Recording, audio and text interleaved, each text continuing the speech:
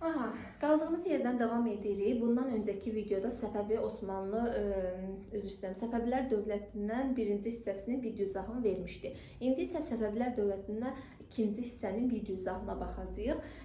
Deməli, başlayaq ikinci hissədən. Dedik ki, Şah İsmayılla Sultan II. Bayezid dost münasibətində idilər. Ancaq Sultan II. Bayezidin ölümündən sonra taxta gələn birinci Səlimlə, yəni Səfəvilərlə Osmanlılar arasında müharibə baş verir.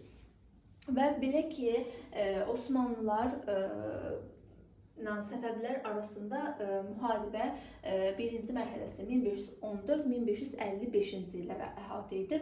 Onlar arasında ilk döyüşdə 1514-cü ildə Çaldıran döyüşüdür. Yəni Səfəvi Osmanlı mərhələsinin birinci mərhələsinin ilk döyüşü 1514-cü ildə olur, Çaldıran döyüşü və bu döyüşdə Osmanlılar qalib gəlir, Səfəvilər məğlub olurlar.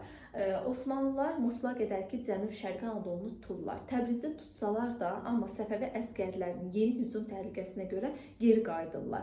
Səlim Azərbaycandan geri qayıdarkən Təbrizli sənətkarların bir neçəsini özü ilə İstanbula aparır.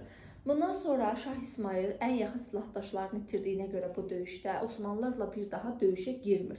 Həmçinin birinci Səlimin ölümü, hakimiyyətə Süleymanın gəlməsi və Süleyman hakimiyyətə gələndə ilk vaxtlar qərb ölkələri ilə müharibə aparır. Daha sonra Şah İsmayıldan sonra hakimiyyətə Şah Təhmasib gəlir. 1524-1576-cı illərdə hakimiyyətdə olub. Şah Təhmasibin dövründə 1534-cü ildə Xorasanda özbəklərlə müharibə aparmasından istifadə edən Süleyman Azərbaycana yürüş edir 1534-cü ildə və biz Süleymanın Azərbaycana 4 yürüşündən danışacağıq. 1534-cü il yürüyüşü zamanı yandırılmış torpaq taktikasından istifadə edilmişdi.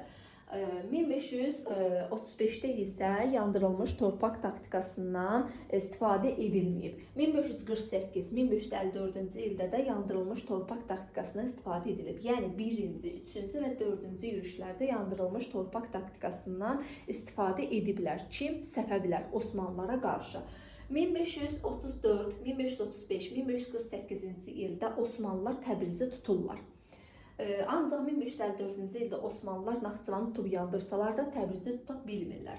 1552-ci ildə Səfəvilər Osmanlılara qarşı əks hücuma keçir. 1555-ci ildə Səfəvilərlə Osmanlılar arasında Amasya sülh müqaviləsi imzalanır və bu sülh müqaviləsi ilə birinci Səfəvi-Osmanlı müharibəsi başa çatır. Sülh müqaviləsinin şərtləri kitabda var, oxuyarsınız. 1555-ci ildə paytaxt Qəzvinə köçürülür. Burada diqqət etməli məqam nədir? Tez-tez siz çaşdıra bilərlər. Paytaxtın Qəzvinə köçürülməsi deyirsə, şəkilçilərə fikir verək. 1555. Paytaxtın Qəzvindən köçürülməsi isə, yəni Qəzvindən köçürülürsə, bu danışacağıq Şah Abbasın dövründədir. 1538-ci ildə Şirvanşahlar dövlətinə birinci Təhmasib son qoyur və Şirvan bəylərbəyliyini yaradır. Şirvan bəylərbəyi də qardaşı Əlqas Mirzə idi. Amma 1547-ci ildə Əlqas Mirzə qardaşı Təhmasibə qarşı üsyan qaldırır və Süleymanla ittifaqa girir. Ancaq 1548-də Təhmasib onu öldürür. 1538-ci ildə Şəki hakimliyinə son qoyur və Vahid Azərbaycan dövləti yaranır, Təhmasibin dövründə yaradır. Onun dövründə 1544-cü ildə Şeyx Cüneyd məqbərəsi inşa olunub, 1539-cu ildə isə Şeyx Səfi xalçası. 1565-də isə tamğa vergisini ləğv edib Təhmasib. Təhmasibdən sonra 3 oğlu arasında hakimiyyət uğrunda mübarizə gedir. İsmail Mirzə, Məhəmməd Mirzə və Heydər Mirzə. Və bu mübarizədə Şah II. İsmail, yəni İsmail Mirzə Şah II. İsmail adı ilə taxta çıxır. Ancaq 1 il hakimiyyətdə olur 1576-1577-ci ildə. Onun dövründə kütləvi cəza tədbirləri həyata keçirilir. Yəni çoxlu sayda kütləvi cəza tədbirləri həyata keçirilir. Həmçinin o suiqəst nəticəsində öldürülür və hakimiyyətə Məhəmməd Mirzə gəlir ki, o da Şah Məhəmməd Xudabəndə adı ilə hakimiyyətə gəlir 1578-ci ildən 1587-ci ilə kimi. Onun dövründə dövlət zəifləyir.